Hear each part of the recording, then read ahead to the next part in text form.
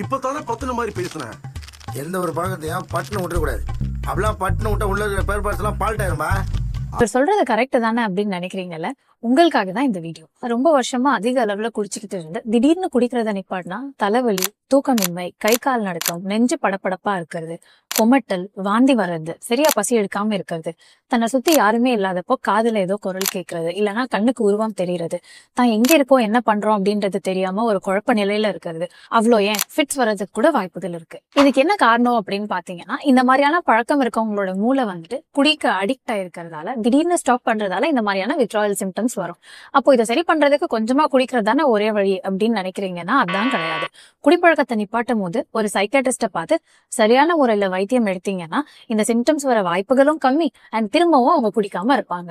இந்த வீடியோ உங்க சந்தேகத்தை தீர்த்திருக்கோம் நம்புறேன். உங்க ஃப்ரெண்ட்ஸுக்கோ ஃபேமிலிக்கோ இதை ஷேர் பண்ணுங்க.